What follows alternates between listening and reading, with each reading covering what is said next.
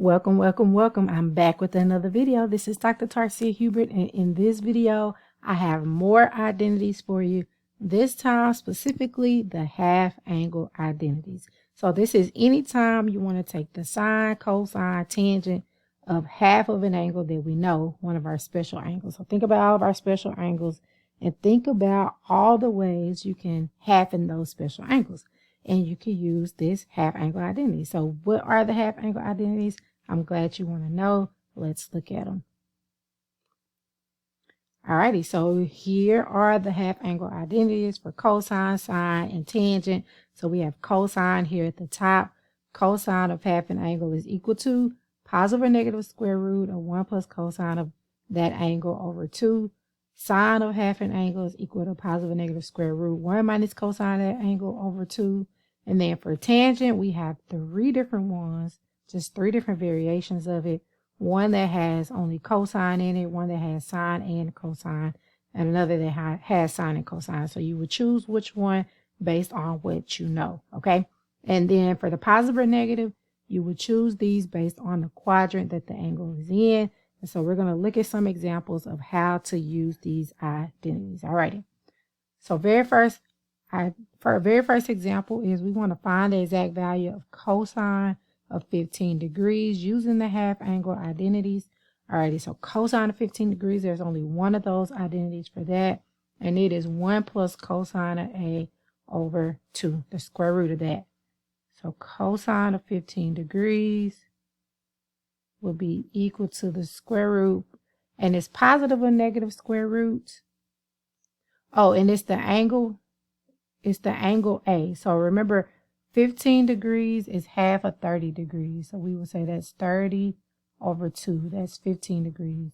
So the angle A that we're looking at is the 30 degrees. That's the angle we're taking half of. So it'll be 1 plus cosine of 30 degrees all over 2. Okay. Now it's positive or negative, but if we know which quadrant 15 degrees is in, 15 degrees is in the first quadrant. And in the first quadrant, all of your trigonometric values are positive, okay? So we're only going to take the positive square root here. So now we'll just simplify this. This will be the square root of 1 plus the cosine of 30 is square root of 3 over 2, all over 2, okay? Now, there's a number of ways we can simplify this. One way is we could find a common denominator in the numerator and add those together. Or another way is, since there's a denominator of 2 here, we can multiply the top and bottom by 2 in order to get rid of that denominator.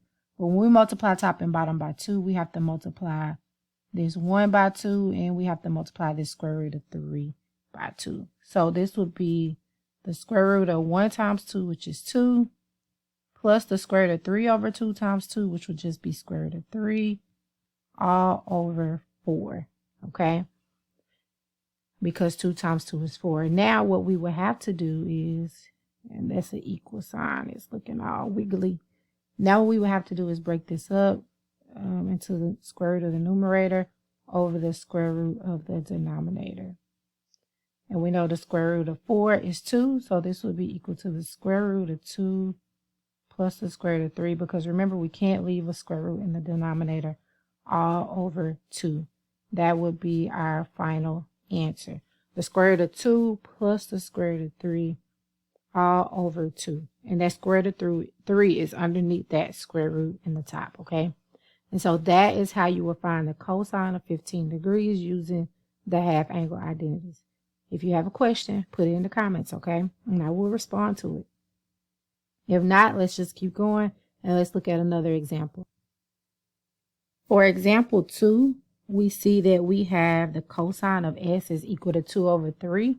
And S is an angle that's between 3 pi over 2 and 2 pi. So if you think about that, S is in the 4th quadrant, all right? And we want to find the half angle for cosine, so S over 2, the sine of S over 2, and the tangent of S over 2. So this one has multiple parts. But first of all, we know that S is in quadrant 4. Well, we first want to figure out where is S over 2, which quadrant does that fall into. And so the way we do that is we take this inequality we have here, 3 pi over 2 is less than S, less than 2 pi. And to figure out where s over 2 is, we divide everything by 2. And that lets us know where the s over 2 falls. 3 pi over 2 divided by 2 is the same as saying multiplied by 1/2.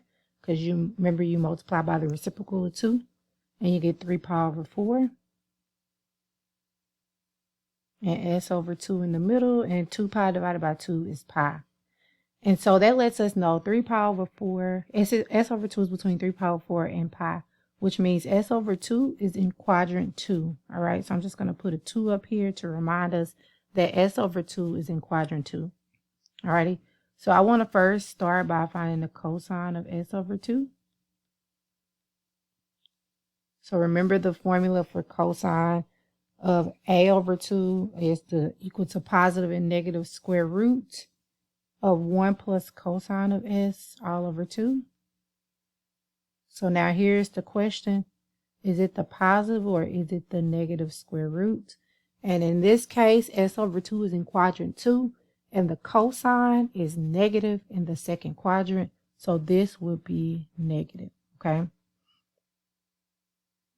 Now, what is the cosine of s? Cosine of s is 2 over 3. That's given in the problem up here. Cosine of s is 2 over 3, and that's all over 2. If you find the common denominator, 1 plus 2 over 3, 1 is the same as 3 over 3. So 3 over 3 plus 2 over 3 is 5 over 3, all over 2. And then you're dividing fractions, so that's the same as saying 5/3 times 1/2. Oh, and I got to bring down my negative each time. Can't forget that because that will change my whole problem. So it's equal to negative square root of 5 over 6. And then if we break that down, that's equal to the negative square root of 5 over the square root of 6. Remember, we can't leave a square root in the denominator, so we have to rationalize the denominator by multiplying top and bottom by the square root of 6. And so in the top, we get negative square root of 5 times 6, which is 30. And in the bottom, we get the square root of 6 times 6, which is 6.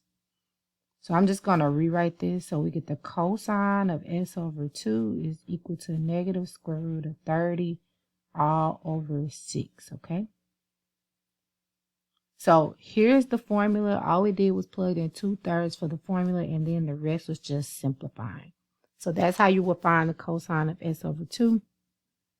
I have a blank slide to give me more space. So next I'm going to go and find the sine of s over 2 on this blank page. So sine of s over 2, that's an s, is equal to, now if we use the formula, it's positive and negative square root. And this time it's 1 minus cosine of s all over 2. And I'm not going to put what if it's positive or negative yet. That's a C. Cosine of s all over 2. Again, you have to forgive my screen because it has a mind of its own. I think it's going out, as I've mentioned before. All right, so sine in the second quadrant is positive. So sine of s over 2 is going to be positive. So we're only going to take the positive square root. And now we know that the square root or cosine of s is 2/3. So that's 1 minus 2/3 over 2. If we find a common denominator and do 1 minus 2/3, that's 1/3 over 2, which is the same as the square root of 1/6 because that's the same as saying 1/3 times 1/2. You do the keep, change, flip. And you take the square root of the top and the square root of the bottom. You square root of 1 over square root of 6. So you have to rationalize the denominator. So multiply top and bottom by square root of 6. And you end up getting square root of 6 over 6. And that is the sine. That's the sine of s over 2. Square root of 6 over 6, okay? Now we want to find the tangent of s over 2. And remember, there are 3 different tangent formulas. I'm going to choose the one only with the cosine in it just because cosine was given.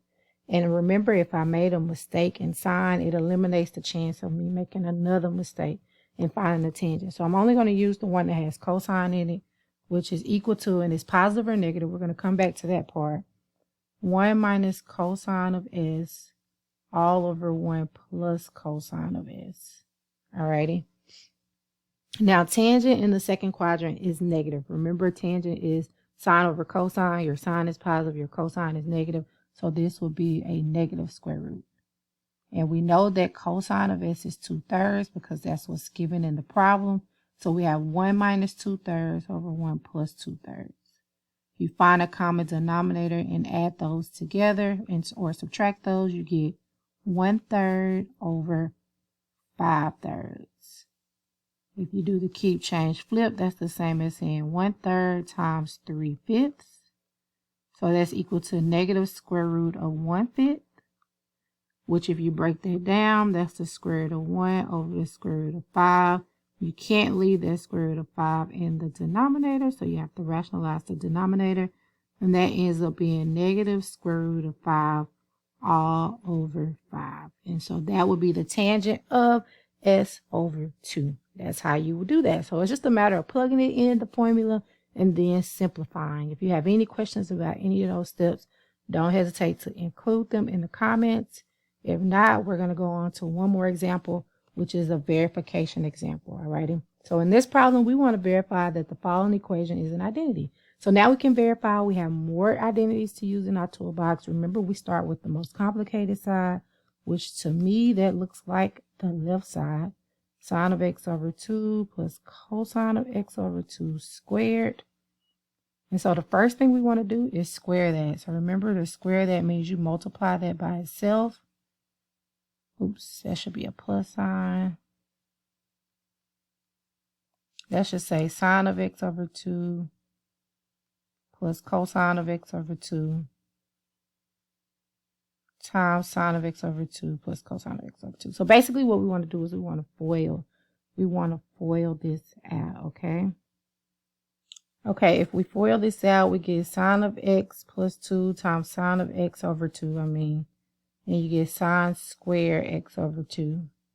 Then you get sine of x over 2 times cosine of x over 2, and you get another cosine of x over 2 times sine of x over 2. So I'm going to go ahead and combine those. And that gives me 2 sine x over 2 times cosine x over 2. And then you get cosine of x over 2 times cosine of x over 2, which is cosine square x over 2.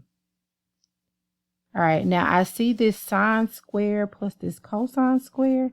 So we can rewrite that using the Pythagorean identity as 1. So sine square x over 2 plus cosine square x over 2. Oops, that's supposed to be an x in the top, 2 in the bottom. We combine those, that equals 1.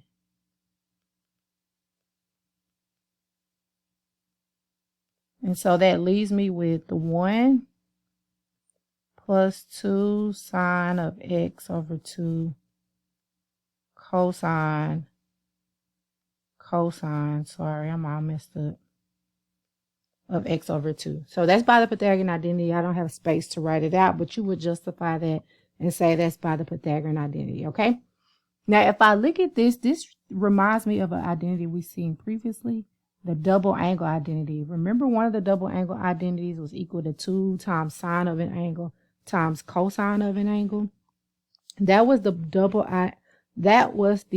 sorry, I can't even talk. That was the double angle identity for sine. So sine, I'm going to write over here to the side. Sine of 2a was equal to 2 times sine a cosine a.